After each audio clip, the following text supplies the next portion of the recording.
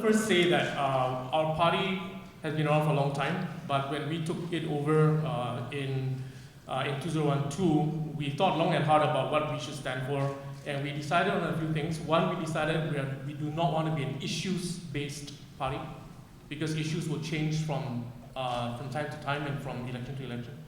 We do not want to be a protest-based party, because protests only go so far. And we certainly do not want to be a damaging, finger-pointing or name-calling party.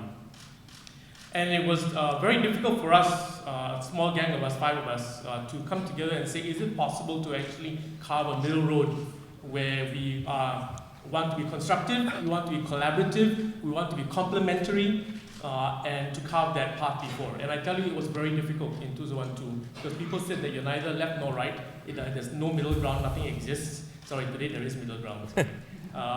But we stuck to it, and we desperately need better ideas for transport, for healthcare, for minimum wage, for employment, for education. And we need people with a more diverse background, with regional experience, people who've started up companies themselves, worked in SMEs, to come forward and say, we want to be a part of this policy formulation process and bring more ideas to the table. So as I end, I'm going to say, this time around as we stand for elections, we want to say, we are here to offer additional solutions, better ideas. We want to rally more talent to the table, because no one party, and I say no one party, right, holds all the talent today. And I commend all my colleagues here for raising up quality people and the collaborative atmosphere that we've done over the past few months. Thank you very much. When I was a civil servant in the government, a senior civil servant, I used to get really frustrated because every single policy that we gave to minister and we tried to implement, we would always get feedback that, oh, this is not good, oh, that's not good. And we always say, look at all the good things that we did do. And we'd always hear all the negative comments.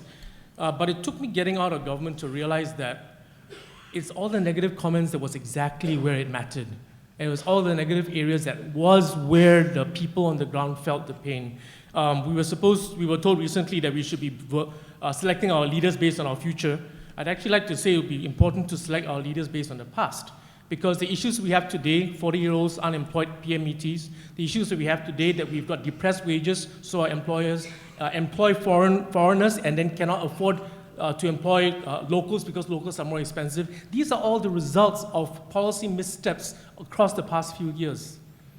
And if these policy missteps have led us till today, the answer to solving the problem today onwards cannot continue to rest with one party that continues to believe that they have all the answers. The concept of democracy, of too many parties coming together, that would take Singapore down, I think it's a big fallacy. If a collective leadership, political leadership, is based on combative politics, then that will never happen, and we'll always be fighting in Parliament.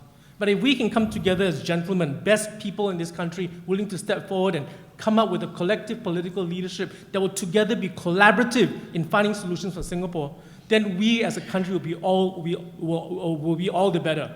The PAP does have solutions, but it doesn't have all the solutions, and we need to come together to make that work.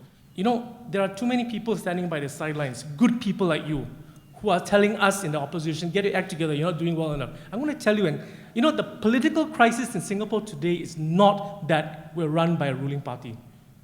The political crisis today is not that the alternative government is going to be formed by the people around here. The political crisis today is that the good people who should step forward in politics to run this country are not stepping forward.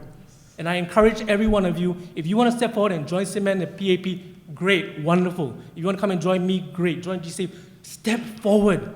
And we believe a collective, collaborative government will take this country further, and we are all in it together.